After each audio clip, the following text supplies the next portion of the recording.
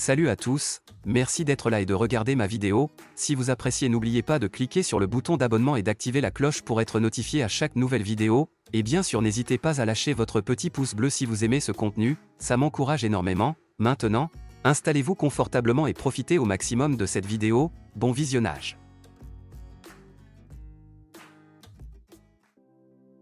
Soir de première pour le PSG. En plus de découvrir les ambiances de classique, la bande de Luis Enrique a dominé son adversaire du soir. La soirée est presque parfaite pour les rouges et bleus, entre la première passe décisive d'Ousmane Dembélé, les premiers buts de Randal Kolo Muani et Gonçalo Ramos, mais aussi les premières minutes de Nordi Mukiele cette saison. En revanche, le gros coup dur est la sortie sur blessure à la 30e minute de Kylian Mbappé, mais au classement il remonte à la 4e place. Côté marseillais, il n'y a pas grand-chose à retenir de cette rencontre. L'équipe de Jacques Abardonado n'a que trop peu existé sur ce match et n'a pas cadré une frappe sur 6 tentatives, un énorme coup dur pour l'OM dans une semaine bien compliquée avec la crise liée aux supporters et Pablo Longoria. L'Atlético Madrid a réalisé le match parfait pour dominer le Real dans le derby de la capitale 3-1 au Metropolitano en infligeant au Real leur première défaite de la saison. Agressifs d'entrée, les Colchoneros sont rapidement menés 2-0 après des buts de la tête d'Alvaro Morata et Antoine Griezmann. Totalement étouffés, les joueurs de Carlo Ancelotti ont réduit l'écart par Toni Kroos, avant de se faire surprendre au retour des vestiaires par leur ancien attaquant Alvaro Morata, qui s'est offert un doublé. Le Real, qui enregistre sa première défaite de la saison toute compétition confondue et retombe à la 3e place de la Liga, laisse filer son autre rival, le FC Barcelone, victorieux face au Celta Vigo samedi en tête du classement. Laissé sur le banc au coup d'envoi, l'international japonais a frappé fort en redonnant l'avantage à Brighton face à Bournemouth après seulement 15 secondes de jeu en deuxième période. Sur le coup d'envoi, Ansu Fati également entré à la pause, contre un dégagement de Bournemouth. La panique s'installe dans la défense des visiteurs qui renvoient le ballon sur Mitoma, sur une délicieuse action à 3 dans la surface avec Fati et Daoud. Le joueur de 26 ans est à la conclusion et glisse intelligemment le ballon hors de portée de Neto. Ce même Mitoma s'offre même un doublé à un quart de l'heure de la fin en reprenant de près un centre déposé des Estupinan d'une tête croisée judicieuse. Le japonais devient indispensable dans l'attaque de Brighton, désormais 3e de Premier League. Ces dernières heures, la chaîne italienne Sport Italia font l'écho d'une rumeur pour le moins osée du Brésilien. D'après certaines sources, le joueur aurait tout simplement réclamé la tête de son entraîneur après la rencontre face au club ouzbek du Navbahor Namangan. De son côté, la chaîne italienne va même plus loin et fait état d'un réel accrochage entre Neymar et son entraîneur Jorge Jesus dans les vestiaires, lequel aurait reproché à son joueur son attitude déplorable sur le terrain.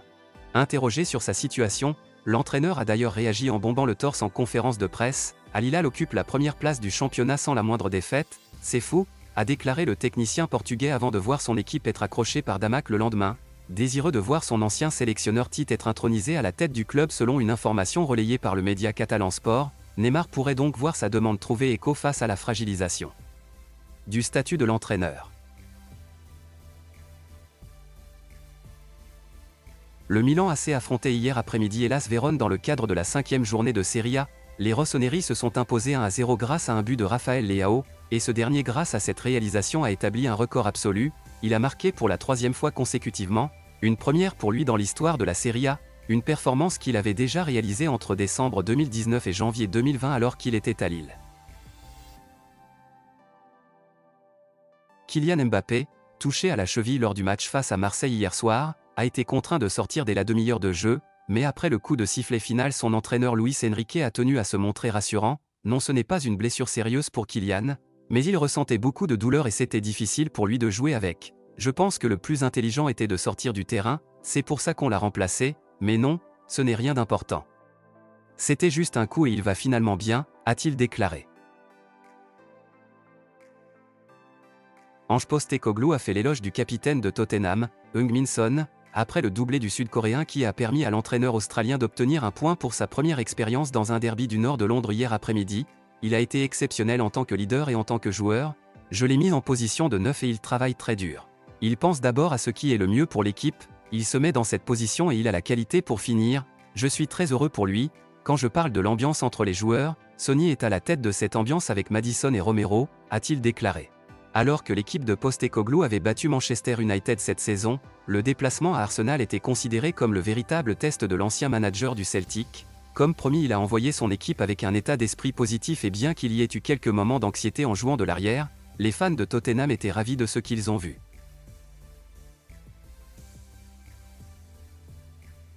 Plus fort et plus puissant que jamais au PSG, Kylian Mbappé reste quand même proche d'un départ pour l'été prochain.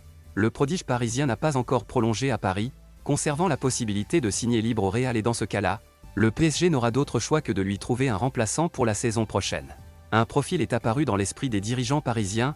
L'ailier brésilien du Real Madrid Rodrigo, le jeune joueur de 22 ans, est en pleine progression, mais il n'est plus considéré comme indispensable par les Madrilènes en raison d'un début de saison décevant. Et selon Defensa Central, le club madrilène attend au moins 100 à 120 millions d'euros pour envisager une vente, y compris au PSG, et il faut dire que Rodrigo pourrait affronter une concurrence fournie dans les prochains mois. La jeune pépite brésilienne Endrick est attendue à Madrid, tout comme Kylian Mbappé, et échanger Mbappé pour Rodrigo contre 120 millions d'euros, ce ne serait pas déplaisant pour le Real, mais pas sûr que le PSG soit aussi conciliant.